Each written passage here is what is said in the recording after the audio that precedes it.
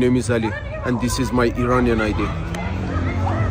I'm speaking to you from inside Iran, not as a politician, not as a soldier, but as a young person, a human being, living under fear and oppression every single day. Mr. Trump, people of America, I ask you to look at me if I were your own child. I was born in a land of poetry and history, but today I'm growing up in darkness. Our voices are silenced, our dreams are being destroyed, and our people are suffering, not because we did something wrong, but because we want to live free. We, the people of Iran, are not your enemies. We are just like you, sons and daughters, fathers and mothers, hoping for a better life. Please don't forget us. Stand with the people of Iran. Help us bring back light to our country before it's too late.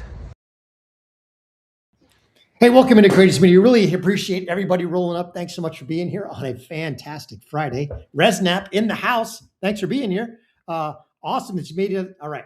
So we've got some major breaking stories for you today. We are going to cover what is going on in Iran and how it relates to the rest of world politics. We'll break that down. We've got more developments in the Minnesota fraud case that we're going to get into. It's going to be a fantastic day. Really appreciate everybody rolling up. Please smash that like button for me if you could. If you're in here, let us know you're in the comments. Thanks for being here. Remember that it really helps me out if you watch the video all the way to the end. If you like, if you comment, and if you subscribe while you're watching the video, that's fantastic. It really drives the YouTube algorithm. But I appreciate everybody being here. So we have got to cover what is going on in Iran. It is absolutely fantastic to see what is happening in this small country that has now basically taken front and center on the world stage, even trumping, dare I say, Trump's Americanization of Venezuela with the ouster of Maduro and essentially of America running Venezuela as a protectorate vassal state while they set up for actual elections, while they get things stabilized, while they get American oil companies in there to really capitalize on the fact that Venezuela has the largest reserves, oil reserves, especially heavy oil in the world, bar none. So as Trump remakes the Western Hemisphere, the Iranian people have seen what has been going on, and the chips have fallen such that Iran is now in full-blown crisis. So to give you a little bit of history as to how we got here, realize that Iran has been under Islamic rule. They have been held hostage by an Islamic regime for almost 50 years. And that is potentially coming to an end. It has hit its breaking point today. In the last couple of days, the last 12 days, really 13 days of riots. Is this the end for Iran, for the IRGC? I certainly hope so. Let's check out this video, and then we'll dive into a little bit of history of Iran. This is fantastic stuff. But this will give you a little bit of insight to what some of that history and how it plays out. Check this out. Islam isn't the religion of Iran, or isn't the religion of ancient Persia. Islam was forced on us after torturing, killing, beheading, raping, and slaving Iranians into becoming Muslim. Iranians, Persians, we're actually Zoroastrian. And even though we might not label ourselves Zoroastrian anymore, it all traces back to it. Zoroastrianism is, we can't even call it a religion. Okay, so I wanted to stop there. The whole point of that video is to kind of begin to dive into the history of Iran as a nation. Realize that in its ancient roots, Iran is the Persian Empire. It is the seat of the Persian Empire. For those of you familiar with biblical history, that would be the Persians of Nebuchadnezzar. The Persians who basically conquered Israel. They were the instrument of God's judgment against rebellious Israel and rebellious Judah. And Israel was taken captive into exile in Persia. That's where we get the book of Daniel, that whole situation. So you've got Nebuchadnezzar, leading up then into the Medes, the Persian Empire, then the Medes Empire, then Xerxes. So throughout its history, especially now, obviously Islam wasn't a religion at this point, but up until and even beyond the formation of the Islamic religion under Muhammad in that 600 years AD. Iran was still very much a Persian country. You go all the way up to 1977, and Iran was Persia. Iran was Persians. Iranians absolutely labeled themselves as Persians. And if you look at Iran under the Shah, yes, the Shah was a dictator. Yes, it was an absolute monarchy. Yes, it had all of the negative earmarks of a monarchy, of a true monarchy, not a constitutional monarchy, but a true despotic monarchy.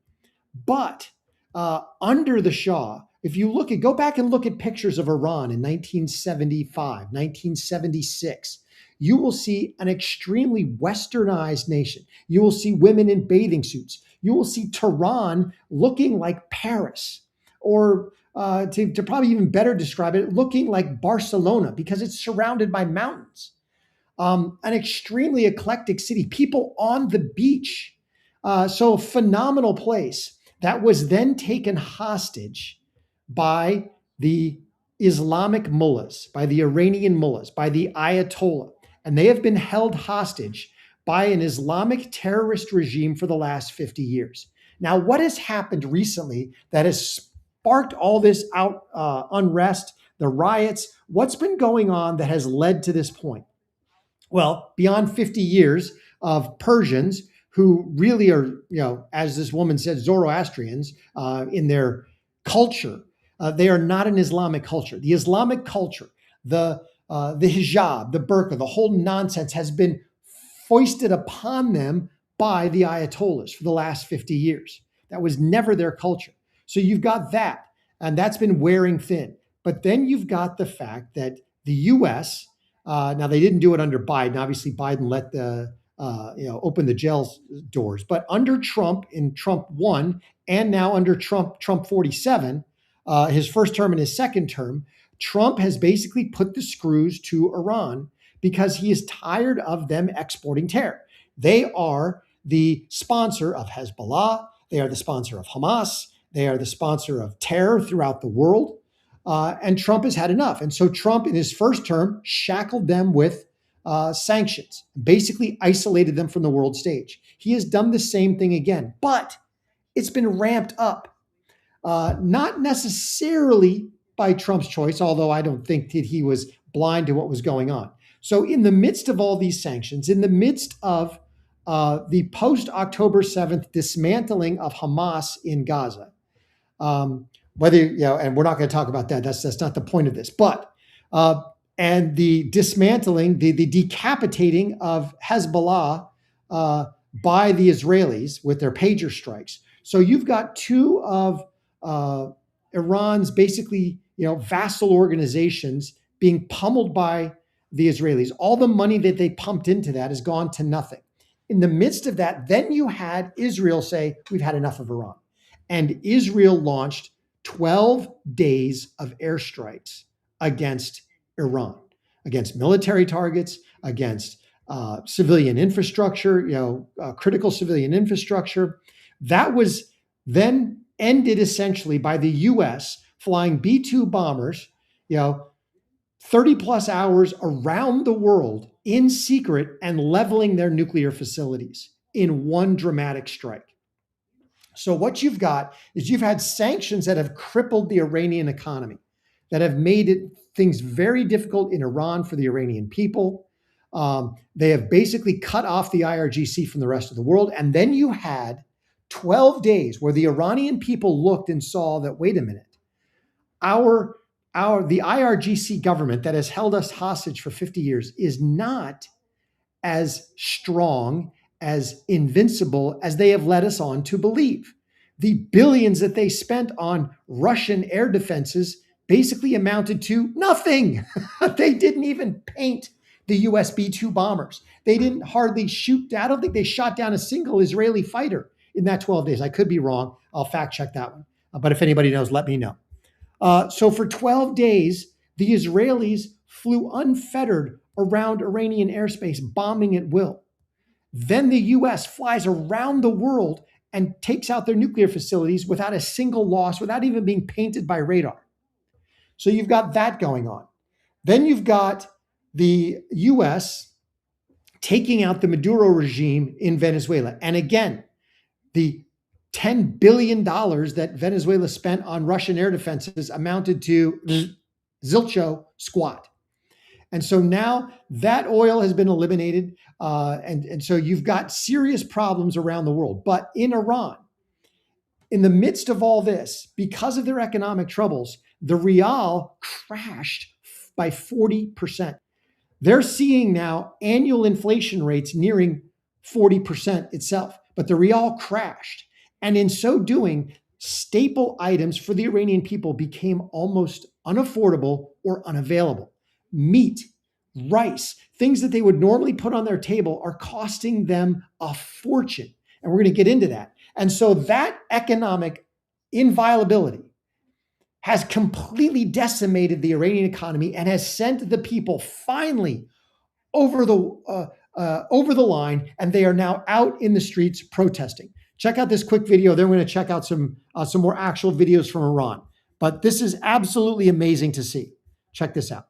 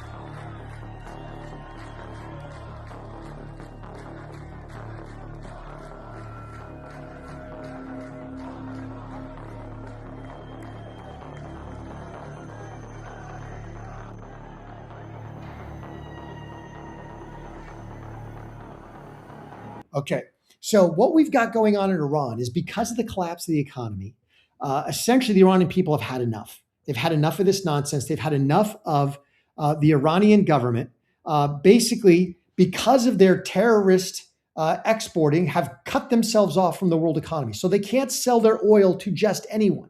Because of US sanctions, Iranian oil can basically be sold to Russia, which doesn't need it, to China. That's it. It's basically, that's about it, because India, despite, they were buying Russian oil for a while, they're not, I don't think, they haven't crossed that line. They haven't bought Iranian oil as far as I know, because Trump would put them immediately in a box with, 200% tariffs. They would shut down all Indian exports to America. So that's not going to happen.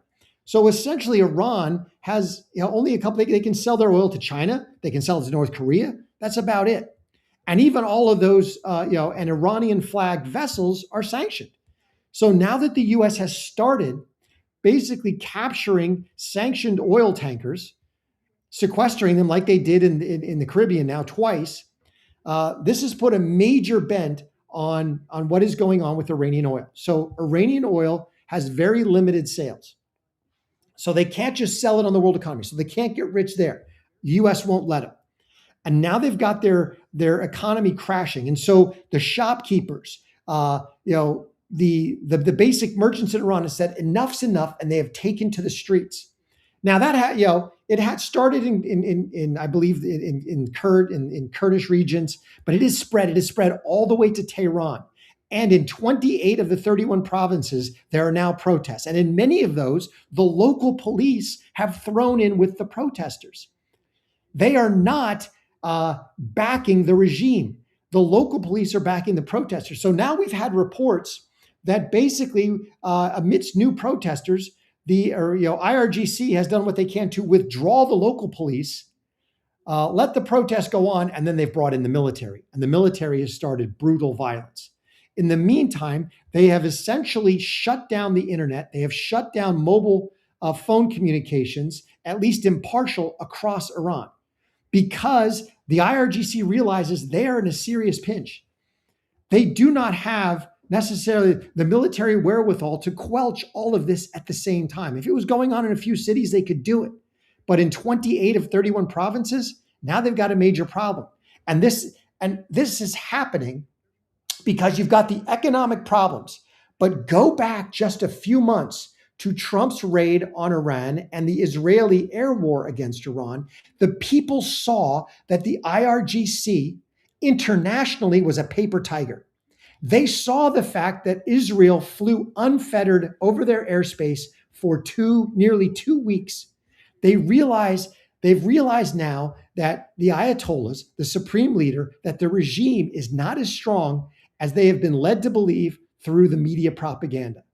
And for those few people who have Starlink, because Elon Trump opened up Starlink access, I believe for free to anybody who had the equipment in Iran. So now you've got people who are connected to the outside world and seeing what's going on. They saw what Trump did to Venezuela, and they've been emboldened through this whole process, and they've been stifled, and the economy sucks and it's crashing with 40% inflation, that they are now heading into the streets. Check out this. We got some more videos with mass protests. It's absolutely amazing to see what is going on. This is a nightmare for the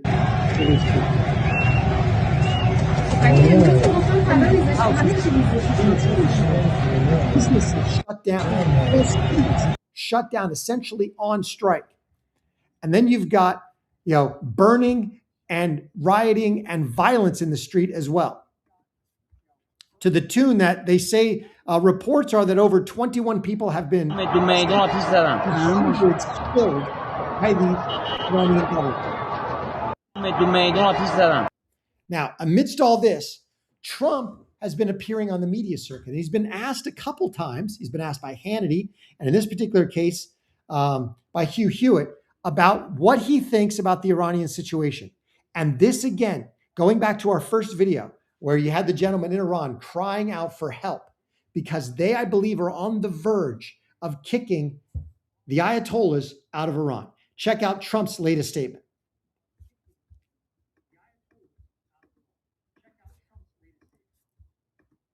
I have let them know that if they start killing people, which they tend to do during their riots, they have lots of riots, if they do it, we're going to hit them very hard. Now, dozens have been killed. I know you don't do red lines, but have you communicated to them what that limit of your patience is? Well, some have been killed by, problems of crowd control and other things. We're watching it very closely. The crowds are so large, there's been a stampede. There's been 3 stampedes, and people have been killed in that, and I'm not sure I can necessarily hold somebody responsible for that. But they know, and they've been told very strongly, even more strongly than I'm speaking to you right now, that if they do that, they're going to have to pay hell. I have let them know that if they... All right, so you've got President Trump basically signaling to the Iranian people and to the Iranian government, do not take this to an extreme violent level or we will intervene. Now, I don't know what that means. Let's be honest. Trump, I do not believe, can afford the idea of boots on the ground. He cannot afford the idea of an Iraq or an Afghanistan. The American people will never go for it. The MAGA coalition would fracture because there is no way that the American people want a massive scale war in Iran, even with the protests. But is there a way? Trump is going to be walking a very thin line. He's going to be straddling a knife edge, I believe, at this point. He's got to figure out a way to help the Iranian people against the government during these protests. But he cannot, I don't believe, I could be wrong, let me know what you think, he cannot put boots on the ground. I don't even think he can put Air Force planes in the skies over Iran. That might even be a bridge too far with the whole MAGA coalition, with everything that's going on, the partial fracturing that's already happening over the Charlie Kirk situation, and the other, disparate views within the MAGA coalition, on Israel. That could be a very dangerous proposition. But this is just an option. What could happen? I'm not saying this is going to happen. I'm not even saying I support this. This could be a way to straddle that knife. What if Israel renewed some of their airstrikes against solely government targets?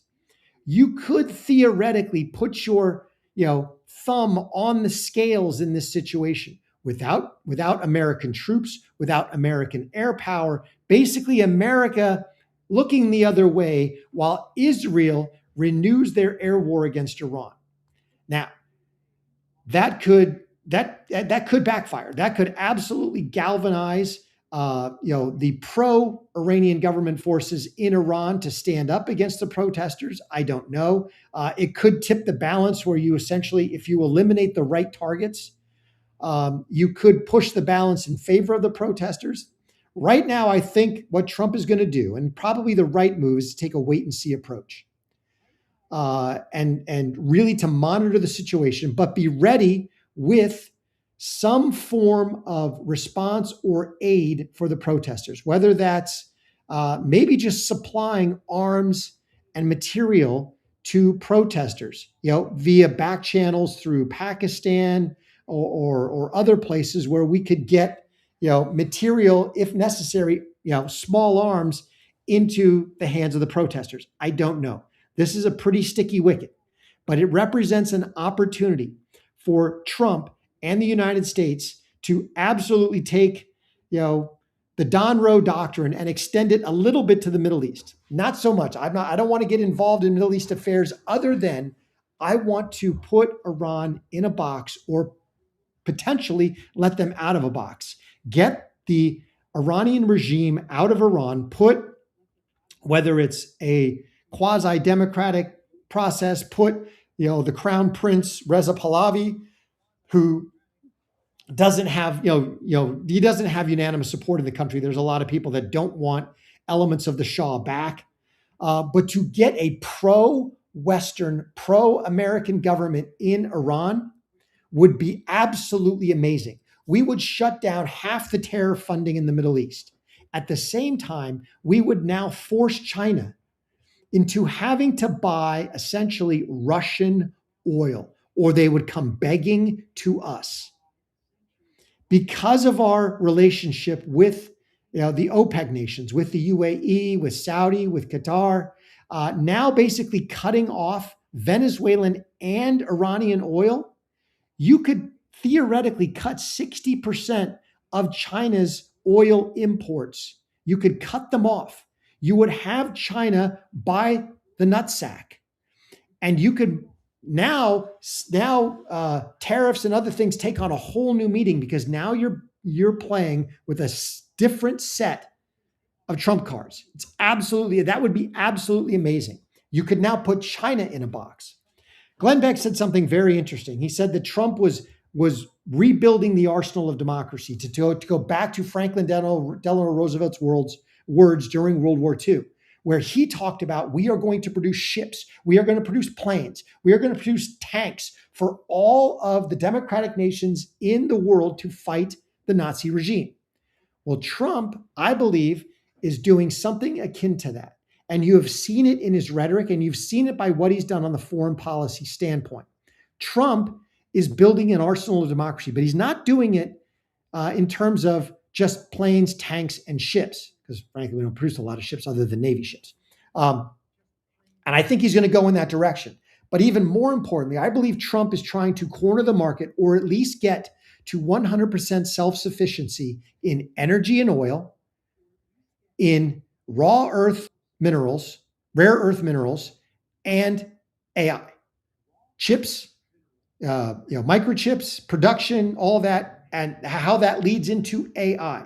I think those three things are the stool that will support the next arsenal of democracy. And if Trump can corner the market on those, or at least get 100% self-sufficiency, we would be prepared to fight a war against China if it ever came to a hot war. And they could not cut anything off from us, where we could cut off things from them. We can seriously deplete their oil imports such that they cannot attack Taiwan, such that they cannot maintain their economy. So Trump could absolutely, put China in such a stranglehold that we are once again the world's lone superpower. Political fisherman, I totally agree. The apology tour is over. Karen Williams, American citizen safety first. I absolutely agree. America's not a revolving door. Yeah, we don't want. That's why I love what Trump is doing with the mass deportations. In fact, I think Trump should end all immigration, at least a moratorium for a couple of years until we get anybody who is here legally assimilated, until we determine what we want to do.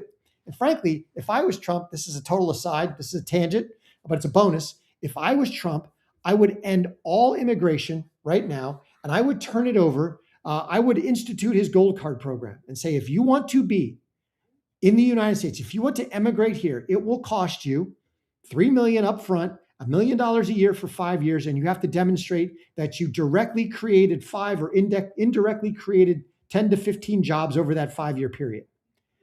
You get 5 million people to do that. That's $40 trillion. We would pay off the national debt. We would build an emergency fund. We would completely remake our economy. And we wouldn't have the immigration issues that we have today. That's just my personal thought. Let me know what you think. But you're absolutely right, Karen. So Trump is remaking foreign policy. Now, this last little bit, because Reza Pahlavi has put his hat in the ring. He's basically said, "Hey, I'm here if I can do anything." But check out his statements from just a couple of days ago in the midst of the Iranian protests. And again, realize he does not have unanimous support, but he does have a lot of support. That I am establishing a formal channel for military, security, and police personnel to reach out directly to me, my team, and our expanding operation. This is a secure platform to efficiently manage the growing volume of inbound communications and requests from those breaking with the regime and seeking to join our movement. For those patriotic members of our armed forces, the time is now to join the nation. If you do, I will make sure your service to Iran is not forgotten and is celebrated. Now, I believe absolutely that Reza Pahlavi would be a great improvement over the current regime. Is he the ultimate? No. I would love to see some sort of either constitutional monarchy like you have in the European nations, or some sort of democratic process come to Iran, but basically make it a pro-Western government. Allow us to essentially buy fiat, as a third party, as in, disinterested third party, control that oil. If nothing else, just keep the oil from going to China, and we put China in a box. And at the same time, we eliminate 50% of the terrorist funding in the Middle East, which would bring phenomenal stability to the region compared to what it is now. Let me know what you think in the comments. Really appreciate everybody rolling up so far. We wouldn't have the debt if they stopped all the fraud. Absolutely. But we've got 35 trillion, 37 trillion in debt that we got to pay off.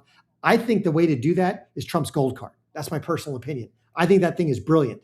If you raise the price to 8 million and you find 5 million people who are willing to do it, you've paid off the national debt. Even if you find a couple million, as long as you dedicate every single one of those funds to debt pay down, we would eliminate half the principal of the debt. I think that would be phenomenal. All right. I've got one more story that I want to get to, and that is going back to the fraud that you just started talking about, going back to the fraud situation in Minnesota. We've got some breaking news over this. Basically, Trump, I believe, is realizing that Pam Bondi, every time he talks about Pam Bondi, he sings her praises, but Pam Bondi has been, to put it mildly, an extreme disappointment. I cannot stand what she has done. It has been terrible. All the prosecutions that should be happening, none of it's happening. But let's dive right in because we've got Trump basically signaling that they are going to seriously go after the fraud in Minnesota. Check this out. Nobody knows. So I'm going to give you guys a little insight as to how some of this fraud has actually been legalized. and it's going on right under our noses via unethical behavior allowed for by unethical legislation that basically makes it so that this fraud can never actually be seen, tracked, or anybody held responsible for having engaged in it. You have Nexus Family Healing, a nonprofit located in Plymouth, Minnesota. It's a national nonprofit with an executive director making well north of $500,000 annually, who is awarded a $1 million grant contract through Hennepin County. And then all of a sudden, that $1 million grant turns into a 3-year, $7 million ongoing contract. How? Nobody knows. Why? Nobody knows that either. But when Hennepin County workers turned to Julie Blaha within the state auditor's office and had some reason for concern, what were they met with? Complete radio silence. Because Julie Blaha refuses to do anything. You have a state auditor's office right now that nobody knows what goes on inside of it. There's no.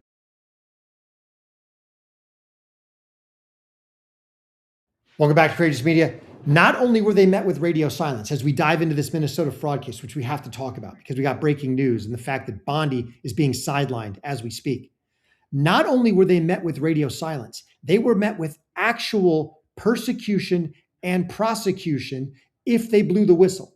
If they tried to report fraud, they were met with the exact opposite. Check this out.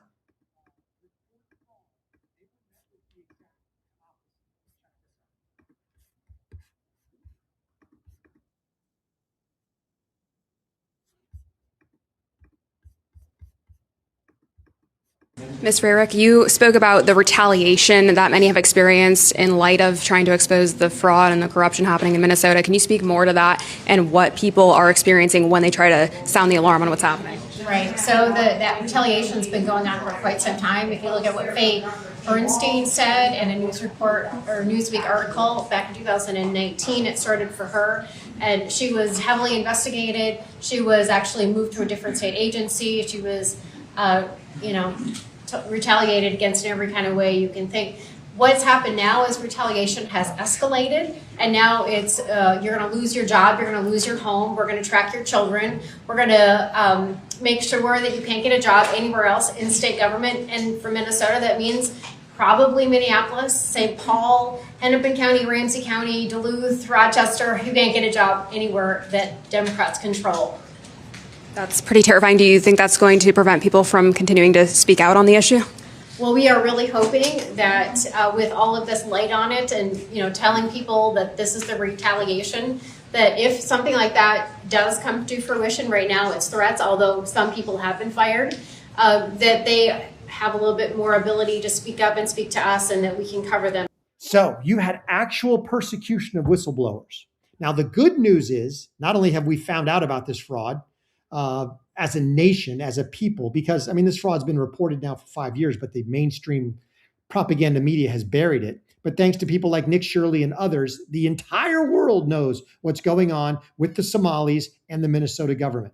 And now, partial good news, the Trump administration is now getting involved through Treasury. Check this out. This is great, a great development.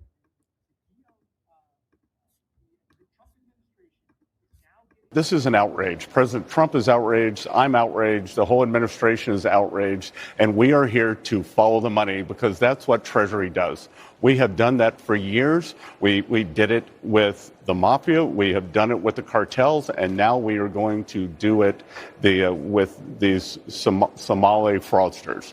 And Treasury has something called FinCEN, Financial Crimes Enforcement Network, and we are coming in, tomorrow we are announcing that 4 investigations into money service businesses that we believe may have wired money out of the country, a lot of the ill-gotten, stolen money over to the Middle East, over to Somalia. We'll see where that's going. So we're announcing investigations into 4 of those money service businesses.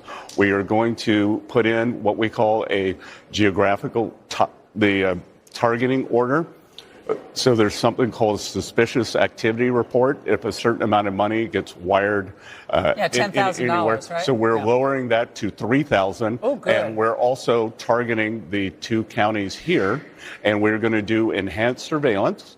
And from now on, anyone who wires money out from one of these money service businesses has to check a box saying whether they are on public assistance.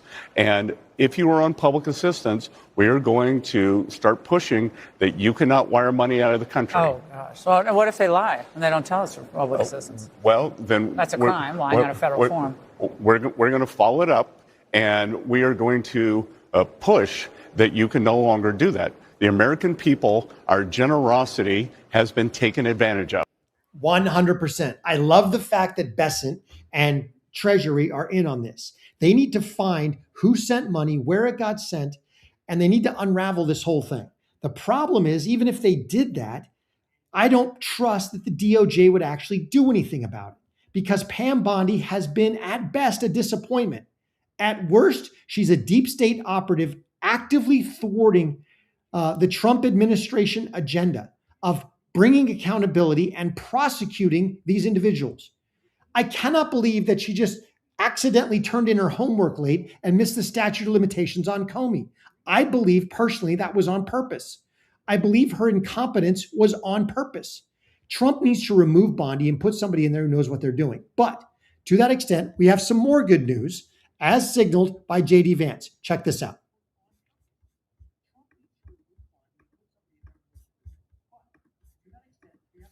If you're a young parent struggling to afford childcare in the United States of America, there are programs that we have to make it easier for your kids to get in daycare, for your kids to get in preschool. Those programs should go to American citizens, not be defrauded by Somali immigrants and others. Make it hard for you to get the access to the resources you need. But number two, making it easier for people who shouldn't even be in this country to fleece the United States and our taxpayers to begin with. We have actually activated a major interagency task force to make it possible to get to the heart of this fraud. We have Department of Agriculture resources that are focused on SNAP fraud so that people who need food benefits can get them, but illegal aliens and other fraudsters don't. We have over 1,500 subpoenas that the Department of Justice has issued to get to the heart of the fraud ring. We've done almost 100 indictments, mostly Somali immigrants, but also a few others. And of course, we're looking in with broad investigatory authority to a number of the instances of wrongdoing that we've seen in Minneapolis. But we also want to expand this. We know that the fraud isn't just happening in Minneapolis, it's also happening in states like Ohio. It's happening in states like California. And so what we're doing in order to help coordinate this remarkable interagency effort from the Trump administration, but also to make sure that we prosecute the bad guys and do it as swiftly and efficiently as possible, is we are creating a new Assistant Attorney General position who will have nationwide jurisdiction over the issue of fraud. Now, of course, that person's efforts will start and focus primarily in Minnesota, but it is going to be a nationwide effort because, unfortunately... So they're going to have an assistant attorney general. Now, theoretically, they're focused solely on fraud. But this person from the industry reports and what I've read reports not to Pam Bondi, but directly to the president of the United States, essentially bypassing incompetent Bondi and letting the prosecutions that need to happen for this fraud, and not just the prosecutions for fraud, every single dollar that was sent overseas, the people involved need to get prosecuted for funding terrorism. They need to use the terrorism statutes and absolutely nail these people.